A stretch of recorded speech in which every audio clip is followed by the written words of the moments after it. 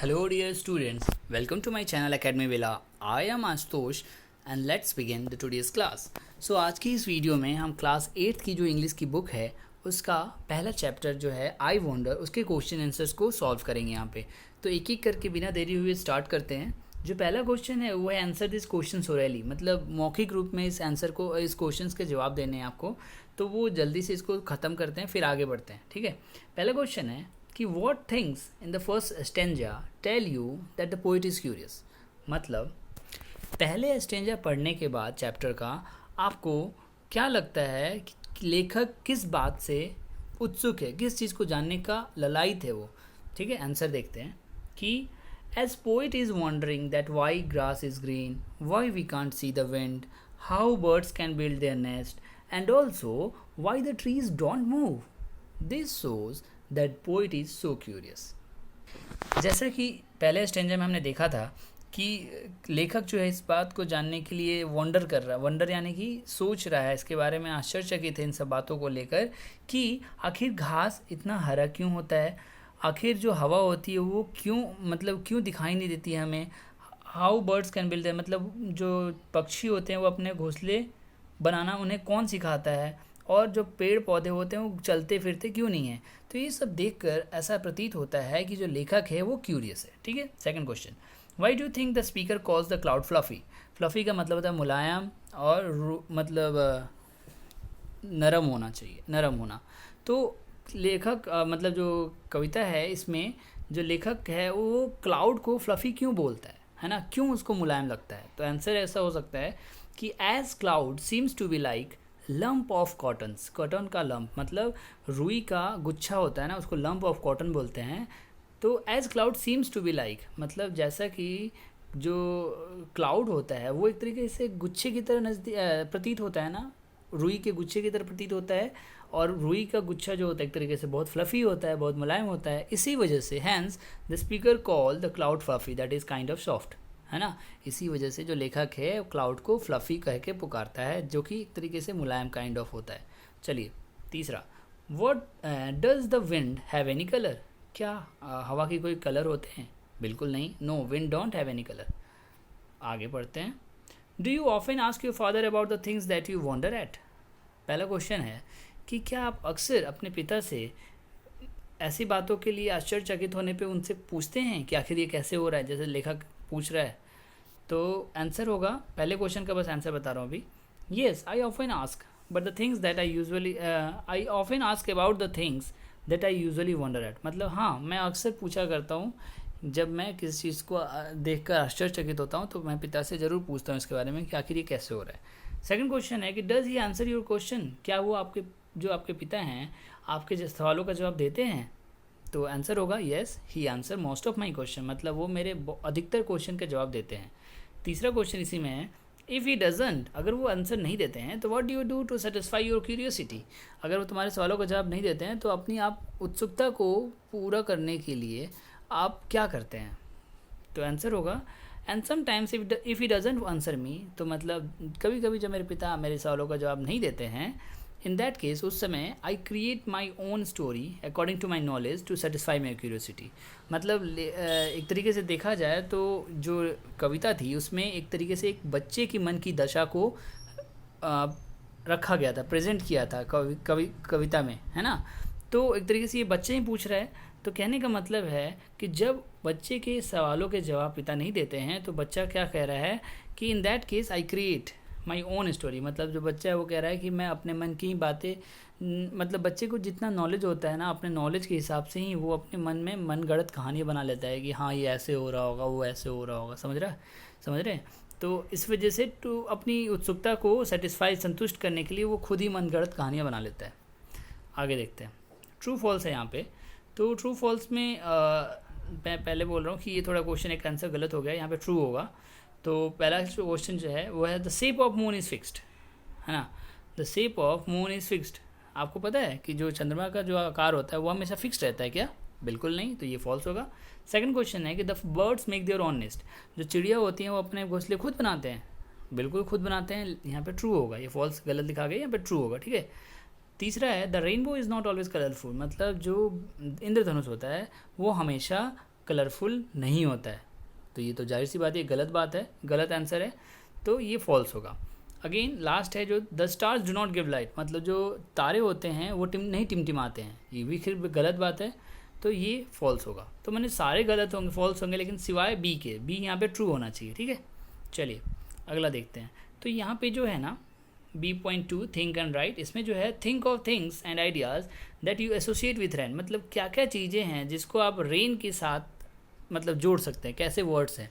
तो पहले एक क्वेश्चन दे रखा था, मतलब एक आंसर दे रखा था पहले से क्लाउड, और यहाँ के 4 पॉइंट्स भरने थे। तो मैंने फिलअप किया है रेन के साथ क्या, थंडर मतलब बिजली, लाइटनिंग मतलब जो बिजली की चमक होती है, और साथ में वाटर, फ्लड, ये सारी चीज़ें बिजली से बारिश से रिलेटेड हैं। तो ये सारे ऐसे फिलअप कर सकते हैं आप। आगे देखते हैं। तो आगे का क्वेश्चन जो है मेक ए लिस्ट, ये जो क्वेश्चन है answer the following question in not more than 50 words, मतलब 50 वर्ड्स के अंदर में आपको आंसर लिखना है। तो जो क्वेश्चन है वो है the list of the things that the poet is curious to know about are as follow, मतलब क्वेश्चन था कि आप ऐसी लिस्ट बनाएं जिसके बारे में पोइट बहुत क्यूरियस है, जानने के लिए इच्छुक है। तो उसके लिस्ट कुछ इस प्रकार हैं। पहली चीज़ जो है reason of greenness of grass, मतलब लेखक जो इस बात से इच्छुक है, इस बात को जानने की इच्छुक है कि आखिर घास का रंग हरा क्यों होता है। इनविजिबिलिटी ऑफ विंड, मतलब जो हवा है वो क्यों नहीं दिखाई देती है। Person who teaches birds to build their nest, मतलब वो कौन सा इंसान है ना, जो पक्षियों को सिखाता है कि घोंसले कैसे बनाए जाते हैं।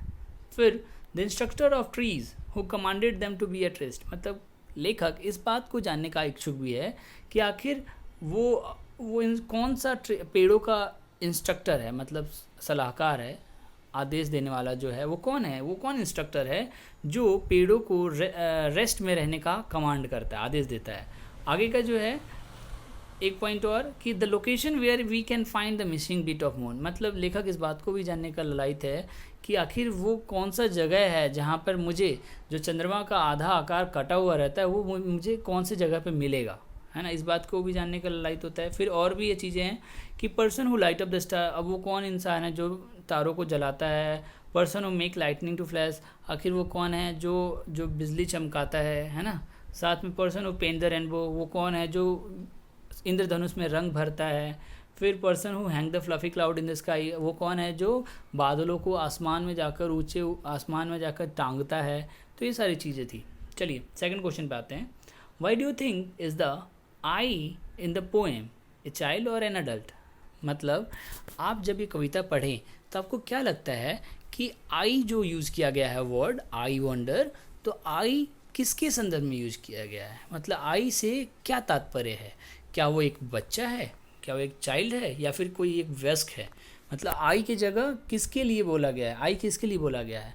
और अगर आपको पता चल जाता है कि चाइल्ड है या एडल्ट है तो उसके लिए आपको रीज़न भी देना है, उसका give you reason for your answer, उसका कारण भी दिया कि आखिर बच्चा है तो क्यों है, वयस्क है तो क्यों है। चलिए आंसर देखते हैं। According to me it's a child, जो आई वर्ड यूज़ हुआ है वो एक बच्चे के लिए यूज़ हुआ है मेरे अनुसार।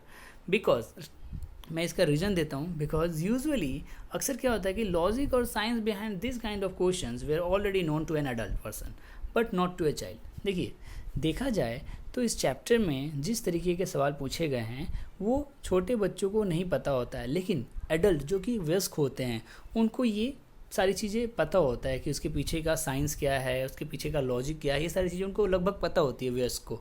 तो जाहिर सी बात है यहाँ तो आई जो होगा वयस्क के लिए यूज़ नहीं होगा, लेकिन बच्चों को ये नहीं पता होता है तो ये तो पूछेंगे ही। तो यानी कि ये मेरे ख्याल से जो आई वर्ड यूज़ हुआ है वो चाइल्ड के लिए यूज़ हुआ है। And also the question raised by the inquirer in the poem was in childish manner. Inquirer का मतलब होता है जो पूछता है, इंक्वायरी करता है, और चाइल्डिश मैनर मतलब बच्चों के जैसा।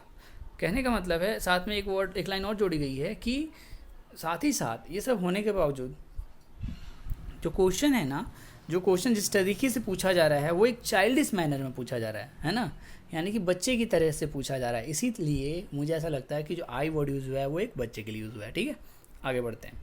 तीसरा क्वेश्चन है what opinion do you form about the speaker. अब आप बताइए आपके हिसाब से आपके क्या विचार हैं स्पीकर को लेकर, यानी कि लेखक को लेकर आपके क्या विचार हैं, व्यक्त करें। तो in my opinion the speaker wants to focus on the curiosity of a small child. देखिए मेरे विचार में जो लेखक है ना वो एक छोटे बच्चे की उत्सुकता को जाहिर करना चाहता है। उस पर फोकस करना चाहता है, ठीक है। It seems that the poet himself feels all the question in his mind in his childhood.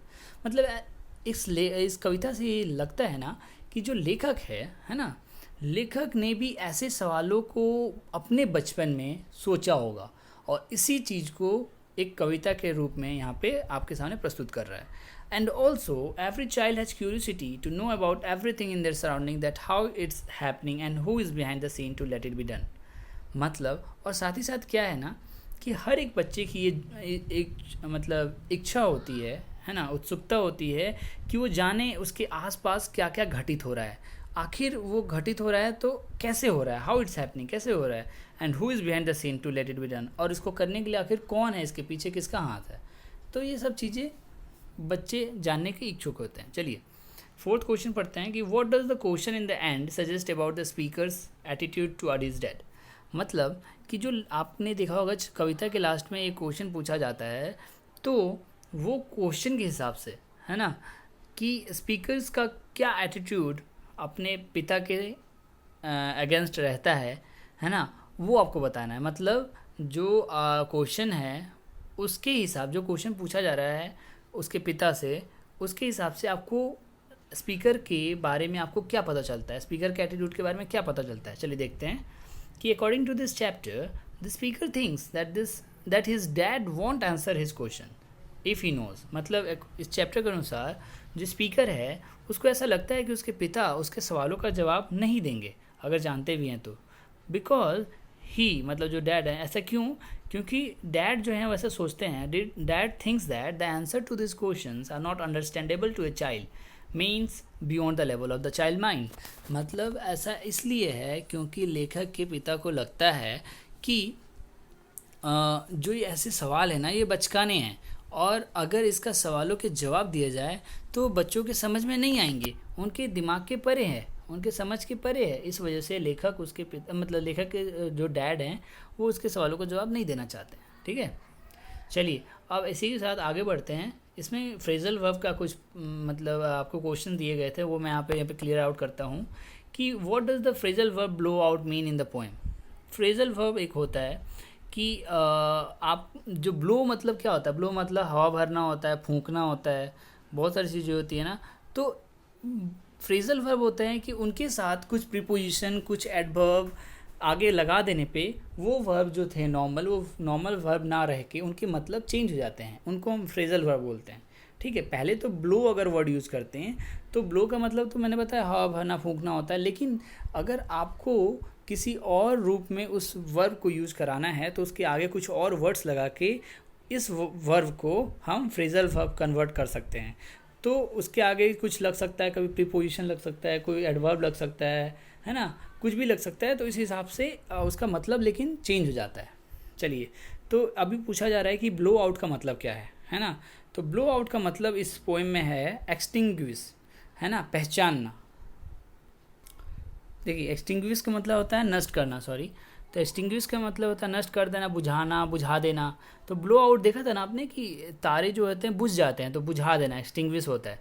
तो देखिए ब्लो का मतलब फूंकना होता था, लेकिन ब्लो आउट जब बन गया, एक फ्रेजल वर्ब बन गया, तो इसका मतलब चेंज हो गया। चलिए इसमें क्वेश्चन में लिखा है कि look up a dictionary and list it's meaning, note down other meaning of the phrasal verb and use it in your on sentence conveying others meaning. मतलब कहने का मतलब है जैसे कि ब्लो के आगे आउट लगा दिया तो इसका मतलब चेंज हो गया, ऐसे ही ब्लो के आगे कुछ और वर्ड्स लगा के अलग फ्रेजल वर्ब बनते हैं, तो उनके साथ उनका अलग अलग मीनिंग क्या होगा कुछ वाक्यों के थ्रू उसको समझाएं। तो मैंने आपके लिए तैयार किया कुछ वर्ड्स, जैसे कि अभी देखिए यहाँ पढ़ेंगे to burst, to fuse. The मतलब ब्लो आउट के अलग अलग मीनिंग हैं यहाँ पे, to burst, to fuse, to send forcibly मतलब फट जाना या फिर फ्यूज़ हो जाना, ये सब चीज़ें भी इसके मतलब हैं। अब आगे देखते हैं, टू बर्स्ट का अगला सेंटेंस में यूज़ किया गया है the tyre of the car blow out suddenly. मतलब जो हवा कार की जो टायर था वो उसकी हवा निकल गई। तो देखो ये अलग मतलब हुआ। आगे देखते हैं कि to fuse the electric bulb blow out. मतलब देखिए ब्लो आउट का मतलब यहाँ पे देखिए फ्यूज़ के संदर्भ में क्या है कि the electric bulb full blow out. हम यहाँ लिख रहे हैं ब्लो आउट, लेकिन इसका मतलब क्या हो रहा है कि जो इलेक्ट्रिक बल्ब है वो फ्यूज़ हो गया। फिर यहाँ पे टू सेंड फोर्सिबली, मतलब ब्लो आउट का मतलब किसी चीज़ को भेजना, मतलब जद्दोजहद करके फोर्स लगा के, है ना, अपना प्रेशर लगा के। कैसे, इसका एक एग्जांपल के तौर समझते हैं कि the window was blown out due to the explosion. मतलब जो जब विस्फोट हुआ उसके वजह से जो खिड़की थी वो खुल गई या टूट गई, है ना। तो ब्लोन आउट का मतलब हो गया कि सेंड फोर्सिबली, फोर्स मतलब एक्सप्लोजन की वजह से जो विस्फोट हुआ उसकी वजह से फोर्स लगा और उसकी वजह से विंडो खुल गया। तो ये सारी चीज़ें थी। अब आगे देखते हैं। दूसरा क्वेश्चन है इसका कि look up a dictionary and list other phrasal verbs that begins with blow मिन use them in your own sentence. मतलब अब आपको क्या करना है कि ब्लो के आगे कुछ और वर्ड्स लगा के उसके अलग फ्रेजल वर्ब बना के उसके सेंटेंस बनाने हैं। जैसे कि ब्लो अवे, तो ब्लू अवे उसका पास्ट फॉर्म हो जाएगा। वही बात हुई कि इसका सेंटेंस देखते हैं, इसका मतलब क्या होता है। ब्लो अवे का मतलब ही blew away the dust which had collected on the book. मतलब जो बुक एक किताब थी, उस किताब के ऊपर जो डस्ट जमी हुई थी ना, उसको उसने उड़ा दिया। तो ब्लो अवे मतलब उड़ाना होता है, धूल उड़ाना कहना।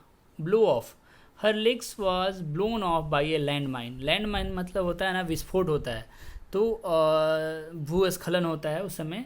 तो उसके वजह से उसका जो पैर था वो मतलब टूट गया या फिर क्या होते हैं, बर्बाद हो गया, तो वो ब्लो ऑफ हो जाता है यहाँ पर, इसका मतलब होगा। फिर ब्लो ओवर का मतलब क्या होता है, they huddled waiting for the storm to blow over. मतलब वो लोग जो स्टॉर्म का दे हडल्ड, है ना।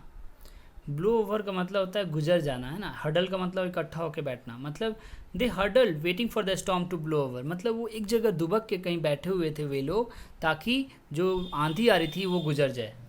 देखिए हर जगह इसका मतलब चेंज होते जा रहा है। यहाँ पे अब ब्लो अप का मतलब क्या होता है, let's blow up the balloons for the party. देखिए आप समझ ही रहे होंगे कि पार्टी के लिए जो बैलून्स है उनको फुला दिया जाए, तो ब्लो अप का मतलब ये होता है। चलिए अब लास्ट है मेरे ख्याल से, हाँ, आपको ये देखना है कि फिल इन द ब्लैंक्स था, तो मैंने इसके लिए आपको फिलअप कर दिया यहाँ पे कि the government is ready to dash polio. मतलब कुछ फ्रेजल वर्ब्स यहाँ पे दिए हुए हैं, इसके मतलब भी लिखे गए हैं, तो आपको एक एक करके मैं बता देता हूँ। पुट आउट का मतलब होता है टू एक्सटिंग्विश, मतलब नष्ट कर देना। कॉल आउट का मतलब होता है टू समन, मतलब बुलाना।